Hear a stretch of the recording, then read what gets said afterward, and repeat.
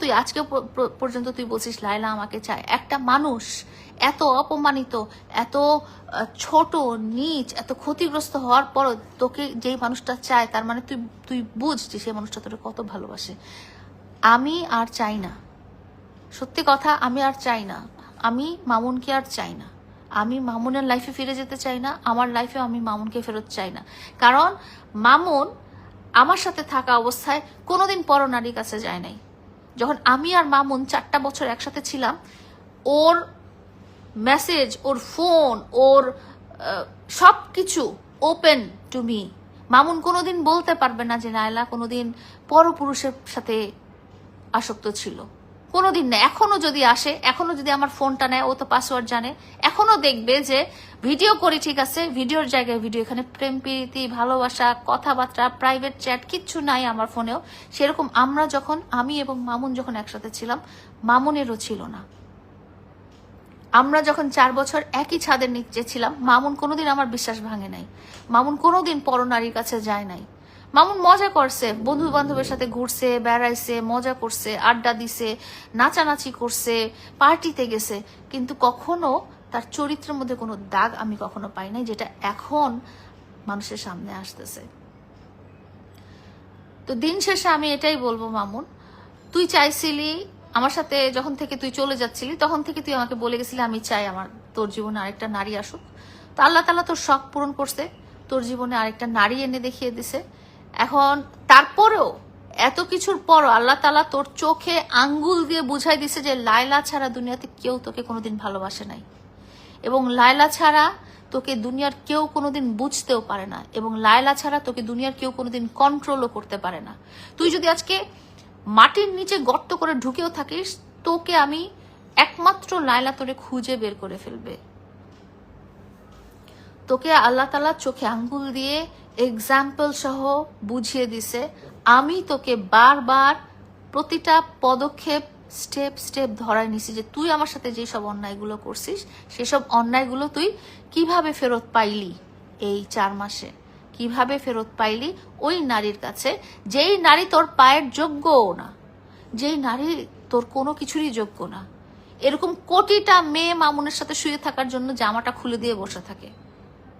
সত্যি কথা, এই মেয়ের এমন কোনো যোগ্যতা নাই মামুনের বউ হওয়ার, এমন কোনো যোগ্যতা নাই মামুনের গার্লফ্রেন্ড হওয়ার, এমন কোনো যোগ্যতা নাই মামুনের ভালোবাসা হওয়ার। কারণ মামুনকে আমি তিল তিল করে, মামুন বলেন না বাচ্চাই বলতে পারেন, সত্যি কথা, মামুনকে আমি তিল তিল তিল করে এডুকেটেড করেছি, বড় করেছি, স্বাস্থ্য ভালো করেছি, তাকে সামাজিকভাবে একটা স্ট্যান্ডার্ড লাইফ লিড করার। আমি যে কাজগুলো করেছি আমার জীবনসঙ্গী হিসেবে, আমার জীবনসঙ্গী যখন সে সফল হয়ে গেল, আমার জীবনসঙ্গী যখন এই সমাজে স্ট্যান্ড করা শিখে গেল, তখন সে আর আমাকে চিনে না, তখন তার অন্য কোচি নারী দরকার। কোচি নারী তো পাইছিস না, হ্যাঁ, কোচি নারী তো তুই পাইছিস।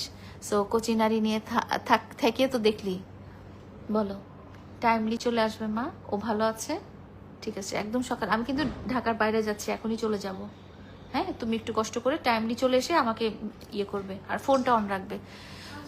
সো কোচি নারী তো তুই পাইলি, আমার সে অনেক রূপবতী নারী পাইলি, যাকে আমাকে তুই যখন ওর সাথে লিভ টুগেদার করছিলি তখন আমাকে তুই এসে বলি যে লায়লা তোমাকে দেখে আমার ফিলিংস আসে না। সো যাকে দেখে ফিলিংস আসে সে তোমাকে বাসটা ঢুকিয়ে দিয়েছে একদম।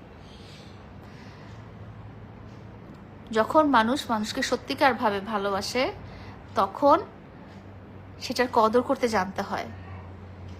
মরে যাওয়ার পরে আমার জন্য সরি বলে আমার কোনো লাভ হবে না, আমি বেশি দিন বাঁচবো না, এটা তো সবাই জানে, আমার বয়স অনেক হয়ে গেছে। তা আমি যদি মরে যাই তখন যদি মামুন এসে বলে যে না সরি, আসলে সেটা কোনো কাজে লাগবে না। ওই যে আছে না যে শাহজাহান তাজমহল বানাইছে মমতাজ মরে যাওয়ার পরে, ওই তাজমহল তো মমতাজ দেখেই নাই, সেটাকে আমরা প্রেমের স্বরূপ হিসেবে দেখি যে না ঠিক আছে, প্রেমের নিদর্শন, সম্রাট শাহজাহানের প্রেমে, কিসের প্রেমের নিদর্শন? আমি মরে যাওয়ার পরে আমার কাছে মামুন এসে যদি বলে, আমার কবরে এসে যদি বলে যে লায়লা সরি আমাকে মাফ করে দাও, আমি তো নাই দুনিয়াতে, আমি তো কোথাওই নাই, আমি তো তোমাকে মাফ করতে পারবো না, এখন পর্যন্ত আমি তোমাকে মাফ করতে পারি নাই। কারণ তুমি আমার সাথে থাকা অবস্থায় তুমি আমাকে এমন কষ্ট দিছিলা, এমন কষ্ট দিছিলা, তোমার ইচ্ছাগুলো শখগুলো পূরণ করার জন্য তুমি আমার গলায় চাপা দিয়ে, গলায় পাড়া দিয়ে জিনিসগুলো আদায় করতে আমার খুব কষ্ট হইতো। আমি তো তোমার মা যে কথাটা বলে না যে কি তুই ব্যাংকে যে বান্দিগিরি করিস, আমি সত্যি কথা, আমি চাকরি করি এবং চাকরি করে আমি বান্দিগিরি তো বলে এটাকে, 2টা পয়সা ইনকাম করে আমার সংসার চালাই। আমি তো রাজার মেয়ে না। তারপরে তুই লাইভে যে বললি যে চেহারা বুড়ির বুড়ি, এই লাইলা বুড়ি চাই কি? এই লাইলা বুড়ি চাই কি? এই লাইলা বুড়ি শুধুমাত্র তোর ভালো থাকা ছাড়া আর কিছুই চায় নাই। এই লাইলা বুড়ি সারা জীবন নিঃস্বার্থভাবেই তোকে ভালোবেসে গেছে। এমন না যে তোকে ভালোবেসে আমি খুব বড় কিছু পেয়ে গেছি, অনেক টাকা পয়সার মালিক হয়েছি, বা অনেক ফেমাস হয়েছি, বা অনেক আছে না যে অনেক হাই সোসাইটিতে চলে গেছি। তোকে ভালোবেসে আমি কিন্তু কিছুই পাই নাই।